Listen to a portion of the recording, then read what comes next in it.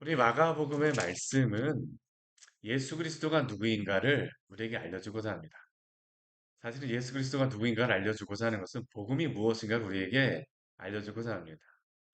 복음이라는 것은 우리는 예수 그리스도의 십자가와 그의 부활만을 보통 기억하지만 그게 핵심인 것은 분명하지만 그러나 복음이라고 하는 그러한 의미는 좋은 소식입니다. 복된 소식입니다.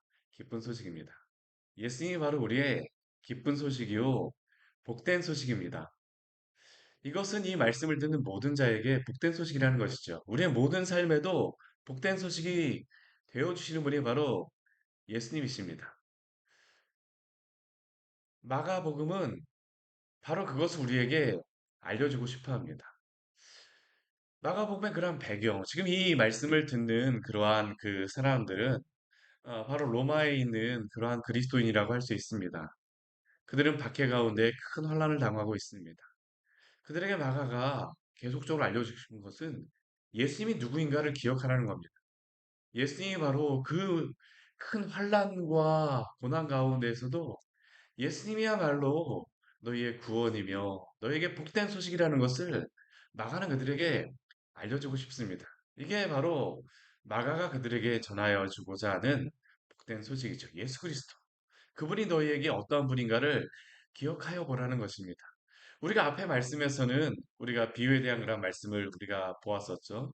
근데 그 비유에 대한 말씀을 예수님께서 전하시고 나서 그 하루의 마지막에 어떻게 되는가를 우리에게 말씀하고 있습니다. 그날 저물 때에 이 비유의 말씀이 끝나고 난 다음에 그 저물 때에 예수님께서 그 나와 그 뒤에 있는 그러한 사건이 오늘 말씀에서 나오고 있습니다. 제자들에게 말씀하세요. 우리가 저편으로 건너가자. 지금 예수님께서 건너가자라고 말씀하시는 그러한 지역은 가다라 지역, 거라사인 지방입니다. 이 지역은 이스라엘 백성들이 거주하는 그러한 땅이 아니라 이방 백성이 지금 현재 머물고 있는 그러한 땅입니다. 대가볼리 지역으로 예수님께서 지금 가지고자 하는 것입니다. 이방인의 땅. 그곳에도 예수님께서는 복음을 전하시고 싶으셨던 것입니다. 그리고 또 그 가운데에서 예수님께서는 오늘 말씀을 보게 되면 어, 굉장히 큰, 건너가시려고 하실 때 굉장히 피곤하셨던 것을 우리가 볼 수 있어요. 우리 38절 말씀에 보게 되면 예수께서 고물에서 베개를 베고 주무시더니 예수님의 그 하루의 삶이 얼마나 고단했을까를 한번 생각해 보십시오.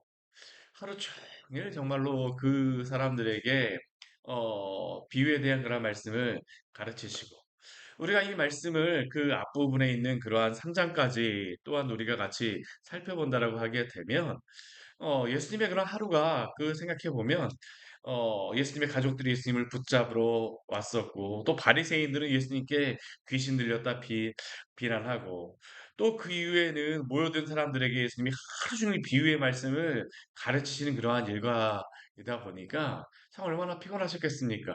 저도 주일이 끝나고 나면 그날 저녁이 되면 굉장히 피곤합니다. 새벽 예배 말씀까지 준비하고 나면 야, 오늘은 정말 피곤하다라고 생각하고서 짝 베개에 머리만 한번 대게 되면 그냥 뭐 수면제 필요 없습니다. 그냥 머리만 대면 잠듭니다. 너무 피곤하거든요. 예수님도 바로 그러한 것이죠. 육신을 가지셨기 때문에 피곤하셨어요. 너무 피곤하셨습니다. 그런데 예수님이 이렇게 피곤하고 그 굉장히 피곤하신 상황이 어떠한 상황이라고 우리에게 보여주냐면 큰 광풍이 일어난 상황이라고 말씀하여 주고 있습니다.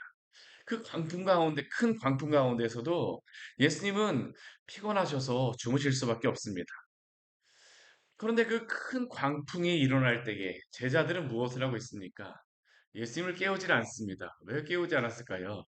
너무나도 피곤하게 주무시기 때문에 제자들은 예수님을 깨우지 않았다라고 생각할 수 있겠죠. 너무나도 피곤하신 그러한 예수님을 볼 때에 자기들이 그 광풍 가운데에 우리가 이 정도는 그래도 할 수 있어라고 생각하고 이 갈릴리 바다를 헤쳐나가려고 하는 겁니다.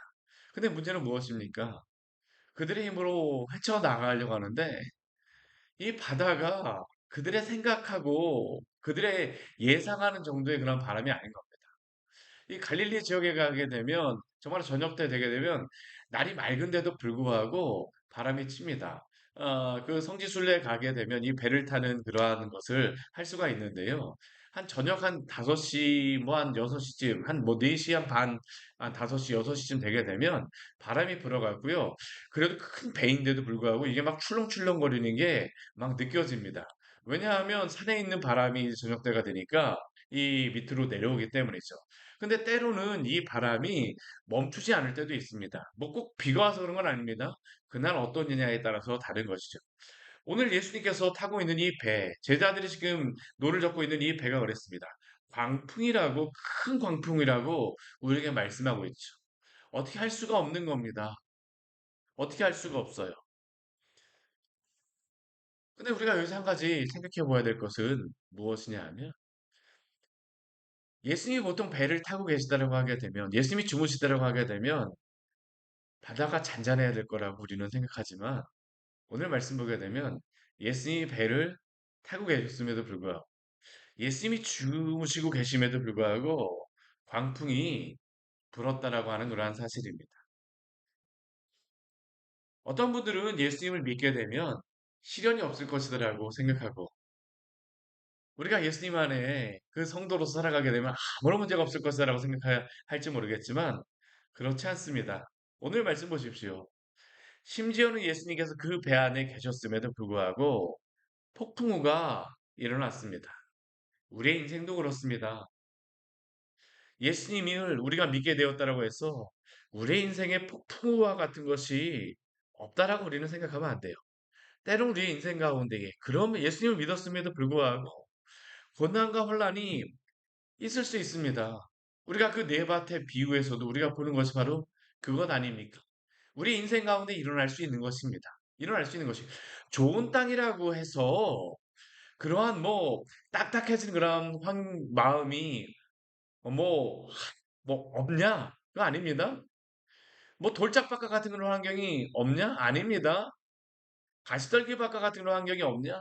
아닙니다. 있을 수 있습니다. 있을 수 있어요.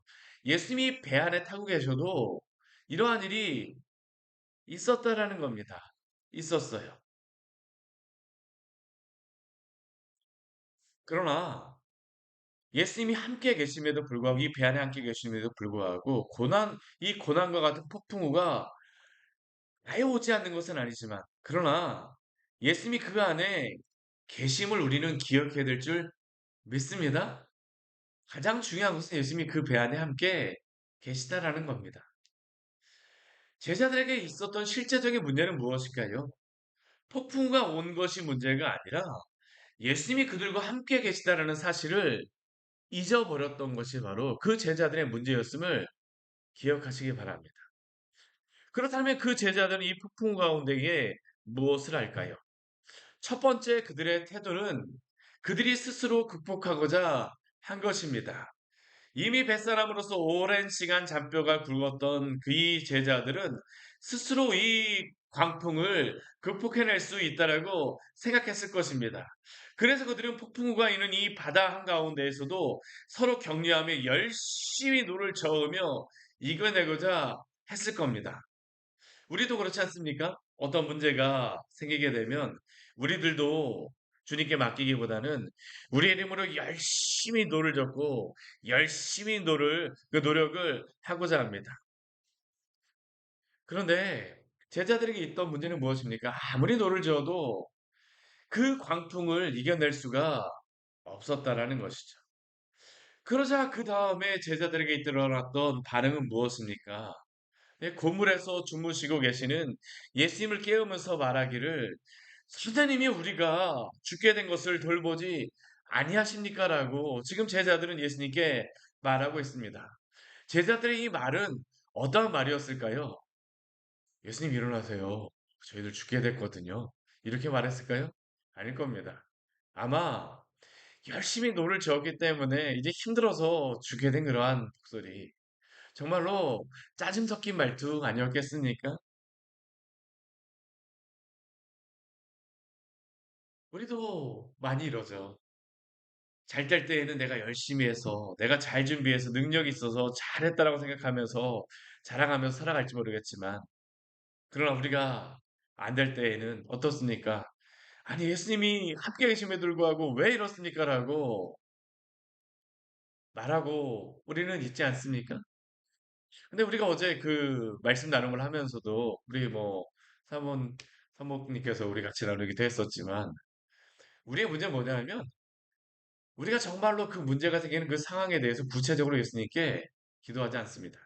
그 상황 자체에 대해서 예수님을 의지하지 않는 것이 얼마 많은가요? 우리가 이러한 우를 범하지 않습니까? 혹시 우리도 이러한 광풍이 일고 이러한 바다 속에서 우리가 쓸 수 있는 모든 방법을 쓰면서 혹시 예수님이 잠들어 우리의 삶에서 계시고 있는 것은 아닙니까? 그리고 한참 일이 잘못된 뒤에야 예수님께 원망하거나 불평하고 있지는 않습니까? 그런데 오늘 말씀을 통해서 우리가 분명히 볼 수 있는 것은 무엇일까요? 제자들에게 있는 가장 큰 힘과 능력은 그들의 경험과 그들의 여러 가지 능력이 아니라 바로 예수님이 그들과 함께 계시다라는 것이 바로 그들에게 가장 큰 능력임을 믿으시기를 바랍니다. 예수님이 그들과 함께 계십니다. 참된 그러한 성도의 가장 특징은 무엇일까요? 무리와 제자를 나누는 가장 큰 특징이 무엇입니까? 그것은 예수님께 착 달라붙어서 끊임없이 예수님과 교제하며 예수님께 기도하며 간구하며 그분의 이야기를 경청한다라는 것이 바로 제자임을 기억하시기를 바랍니다. 지금 이렇게 광풍이 있는 큰 상황 속에서도 이 폭풍 속에서도 예수님이 함께 계심을 믿고 그분께 믿고 간구하며 우리는 기도하여야 합니다. 바로 이것이 바로 성도의 가장 큰 능력이죠. 사랑하는 성도 여러분, 주님께 기도하십시오. 한 번 잘 들어주지 않으셨더라고요. 또 기도하십시오. 또 기도하십시오. 주님께 의지하십시오. 오늘 말씀을 통하여서 예수님이 이 제자들에게 말씀해 주시고자 하는 중요한 한 가지의 교훈이 있어요. 바로 예수님이 어떠한 분인가라는 것을 그들에게 알려주고 싶으시죠. 우리 39절 말씀 같이 한번 읽어볼까요? 예수께서 깨어 바람을 꾸짖으시며 바다더러 이르시되 잠잠하라 고요하라 하시니 바람이 그치고 아주 잔잔하여 지더라. 아멘. 오늘 말씀을 보게 되면 예수님께서는 바람을 향하여서 꾸짖으십니다. 이게 바람이 살아있는 것 같아요. 바람아 잠잠해! 예전에 생각해보면 유행가 가사 같기도 합니다. 오래전 바람아 멈추어다. 예수님 지금 그걸 하고 계세요. 바람아 멈추어라. 잠잠하라. 고요하라. 예수님은 바람아 멈추어다오라고 말씀하시는 게 아닙니다. 명령하시죠. 잠잠하라. 고요하라. 근데 저는 사실 잠잠하고 고요하라고 예수님께서 말씀하시지만 우리도 예수님의 제자로서 우리가 선포해야 될 대상이 있습니다. 무엇일까요? 우리의 마음입니다. 사실 폭풍우가 치고 있는 것은 상황도 있지만 가장 큰 폭풍우가 치고 있는 것은 무엇일까요? 우리의 마음 아닙니까? 우리의 주변에서는 한 2미터 정도의 파도가 치고 있을지 모르겠지만 우리의 마음에서는 3미터, 4미터, 한 30미터, 40미터 정도의 바람이 불고 파도가 치고 있지는 않습니까? 왜 그럴까요? 사실 우리에게는 많은 상상력과 함께 우리가 생각하는 많은 예측이라고 하는 것들 때문에 더 두려워하기 때문 아닙니까? 우리는 한 2미터, 3미터 정도만 치게 되면 내가 예전에 경험해 보니까 앞으로 한 10미터짜리 파도는 칠 거야. 만약 그렇게 생각하면 우리의 마음 어떻습니까? 더 두려워져요. 더 무서워집니다. 근데 예수님께서는 어떠한 분이십니까? 바람과 파도도 잠잠케 하시는 분임을 믿으시기를 바랍니다. 오늘 예수님께서는 이것을 제자들에게 알려주고 싶어 하세요. 그리고 이것을 마태는 그의 제자였던 베드로는 그의 제자였던 마가에게 알려주고 싶습니다. 베드로는 이 말씀을 보통 이 베드로가 하였던 말씀을 마가가 들어서 이것을 기록하였다라고 이야기를 합니다. 베드로는 그의 말을 들었던 마가에게 이것을 알려주고 싶어 하는 것입니다. 또한 마가는 이 말씀을 누구에게 알려주고 싶어 할까요? 그의 제자들이었던 이 편지를 듣고자 하였던 로마의 성도들에게 알려주고 싶어 하는 것이 아니겠습니까? 오늘 예수님께서는 마가복음을 통하여서 폭풍우가 치고 있는 우리를 향하여서 오늘도 우리에게 말씀하심을 기억하시기를 바랍니다. 잠잠하라, 고요하라. 우리의 마음을 향하여서 선포하십시오. 오늘 예수님께서는 제자들에게 말씀하세요. 40절 말씀을. 어찌하여 이렇게 무서워하느냐? 너희가 어찌 믿음이 없느냐? 제자들에게 정말로 큰 문제는 무엇이었습니까? 예수님이 그 배 안에 계심에도 불구하고 실제적으로 예수님을 의지하지 않았다라는 겁니다. 그리고 그들이 정말로 문제가 있었던 것은 폭풍과 치는 환경도 두려운 것이지만 그들의 마음이 더욱더 그것에 두려움으로 인하여서 그 마음이 죽게 되었다는 건 아닙니까? 근데 오늘 예수님께서는 그들에게 말씀하세요. 어찌하여 이렇게 무서워하느냐? 너희가 어찌 믿음이 없느냐? 믿음이라는 것은 우리가 단순히 입술로만 주님, 저는 예수님을 믿습니다라는 것이 아닙니다. 믿음이라고 하는 것은 이것을 뛰어넘는 것입니다. 우리가 믿음으로 살아간다는 것은 실제로 바람과 파도가 넘실거리는 그 광풍 속에서도 예수님을 바라보므로 믿음을 갖고 예수님을 신뢰하는 것임을 기억하시기를 바랍니다. 그래서 믿음은 반드시 우리 안에서 역사하는 믿음이어야 합니다.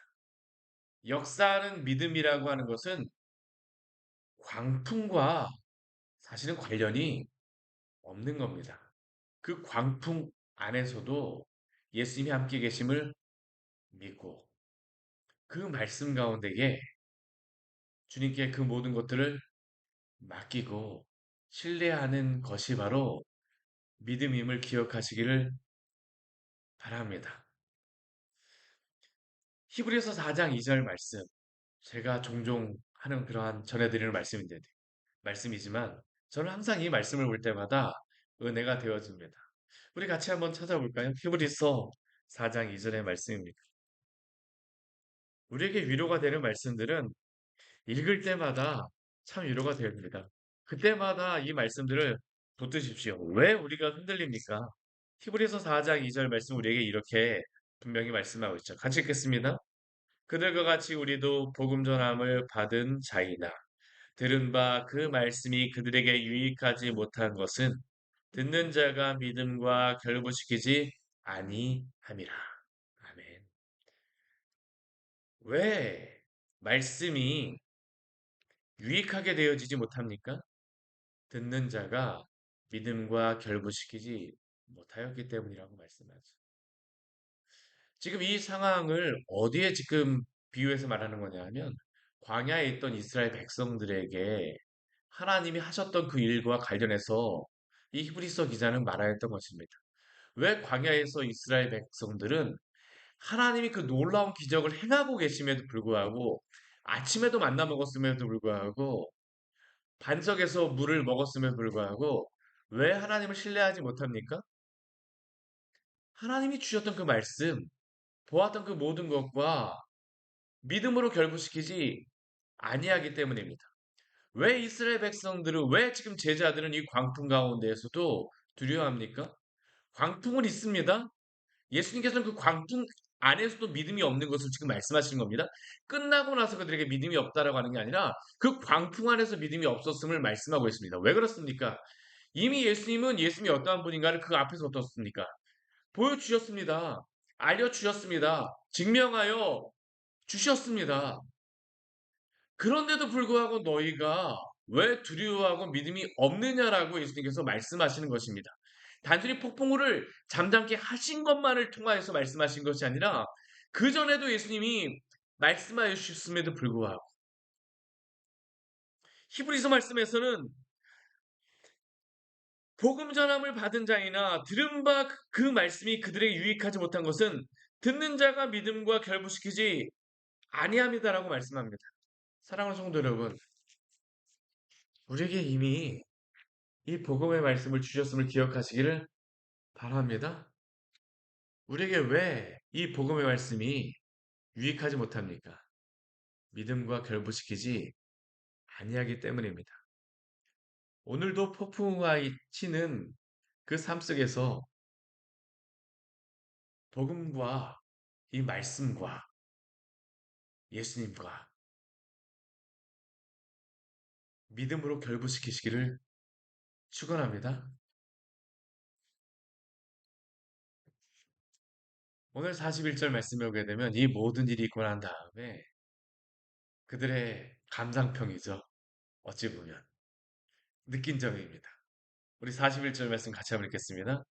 그들이 심히 두려워하여 서로 말하되 그가 누구이기에 바람과 바다도 순종하는가 하였더라. 아멘. 그들이 지금 예수님에 대하여서 무엇을 발견했습니까? 그가 누구이기에. 아, 이분은 예수님이다라고 말한 것도 아닙니다. 그가 누구이기에. 믿음은 그렇습니다. 천천히 성장할 수밖에 없어요. 그런데 그 모든 것들을 통하여서 오늘도 예수님께서 우리의 믿음을 성장시켜 가심을 기억하시기를 바랍니다. 저는 이 말씀을 볼 때마다 위로가 되어져요. 제자들도 이렇게 성장했구나. 주님의 나라에 이를 때까지 우리의 믿음을 우리 주님께서 성장시켜 가실 것입니다. 우리의 믿음의 삶은 무엇일까요? 우리의 믿음의 성장기입니다. 성장시켜 가시는 것입니다. 뭐 드라마 같은 거 보면서 이렇게 뭐 성장하고 뭐 소설 같은 거 보면서 이렇게 성장하고 어떤 사람이 고난을 통해서 막 성장하는 거잖아요. 아마 우리가 주님의 나라에 가서 우리의 믿음의 일대기를 보게 되면 오, 우리가 이렇게 성장했어? 보실 겁니다. 오늘 이 고난과 환란 가운데에서 낙심하지 마십시오. 주님이 오늘도 우리의 믿음을 성장시켜 가실 것입니다. 오늘 41절 말씀에 보면 한 가지 더 볼 게 있는 게요. 무엇이냐면 심히 두려워했다라고 이야기합니다. 두려움의 대상이 바뀌는 것입니다. 얼마 전까지는 광풍을 보고 두려워했을지 모르지만 이제는 누구를 보고 두려워할까요? 예수님을 보고 두려워하게 되어집니다. 그분이 누구이기에. 우리의 믿음이라는 것은 무엇입니까? 우리가 경외하는 대상이 바뀌는 것입니다. 이전에 우리의 주변의 상황을 보고 우리의 돈, 환경, 이것이 없어지게 되면 아니면 사람이 없어지게 되면 이러한 것들이 없어지게 되면 두려워했지만 왜 두려워합니까? 그것이 우리의 믿음의 대상이었다라는 겁니다. 근데 이제 제자들은 믿음의 대상이 바뀝니다. 누구로요? 예수님께로 바뀌는 것입니다. 주님이라는 것은 무엇일까요? 예수님이 바로 우리의 주인이 되으신다라는 그러한 의미입니다. 오늘도 예수님께서 우리의 믿음의 주인이 되시기를 원하십니다. 이 믿음 갖고 살아가시기를 축원합니다. 같이 기도하도록 하겠습니다. 하나님 아버지 오늘 말씀을 통해서 우리에게 귀한 은혜를 주니 감사를 드립니다. 때때로 우리가 살아가다 보면 광풍이 있는 그런 환경을 만날 때도 있습니다. 우리의 힘껏 우리의 경험으로 이겨낼 수 있다라고 생각하고 주님 이 정도로 제가 할 수 있어요라고 하나님 아버지 우리가 하나님 아버지 그 일들을 감당하려고 하지만 그러나 우리가 그 일들을 감당할 때가 너무나도 감당할 수 없을 때가 너무나도 많습니다. 우리의 짐이 너무나도 무거워서, 우리의 죄짐이 너무나도 무거워서 쓰러지고 넘어질 때, 오 주님, 우리가 주님께 갈 때, 우리를 모른다 외면하지 마시고, 우리를 붙들어 주시옵소서. 우리가 주님 앞에 부르짖을 때에, 주여 우리의 기도를 들어 주시옵소서. 제자들이 하나님 아버지, 우리 주님께 그 광풍 가운데에서도 미리 기도하였으면 좋았을 것을. 그러나 물에 빠져 죽게 되었을 때라도 주님께 기도하였을 때 주님께서 그의 기도를 들어주시고 그들을 구원하여 주셨던 것처럼 오 주님 당신의 백성들이 여러 가지 환난과 고난 가운데 있을 때에 그 기도를 외면치 마시고 들어주시옵소서. 오늘도 주님 앞에 기도하며 나아가는 우리 귀한 성도들 있사오니 하나님 정말 하나님 아버지 그 모든 상황 가운데에서 하나님의 그 능력으로서 잠잠하라 고요하라 말씀하여 주시고 광풍이는 우리의 마음을 잠잠케 하여 주시고 오늘이 잠잠히 주님을 바라볼 수 있는 우리 믿음의 성도들 되시도록 주여 도우시고 인도하여 주시옵소서. 주님이 우리로 하여금 하나님 아버지 당신이 어떤 분인가를 깨닫게 하여 주십시오. 오늘도 믿음 없는 자 하나님 아버지 우리를 책망치 마시고 오늘도 주님께서 붙잡아 주시고 오늘도 당신 하나님 아버지 그 능력의 손길로 일으켜 주시옵소서. 오늘도 함께 하시는 주님을 찬양합니다. 우리의 인생의 배 안에서도 주님이 선장되어 주시니 감사합니다. 예수님 이름으로 기도드립니다. 아멘. 이 오늘 말씀 같이 기억하시면서 기도하며 나가도록 하겠습니다.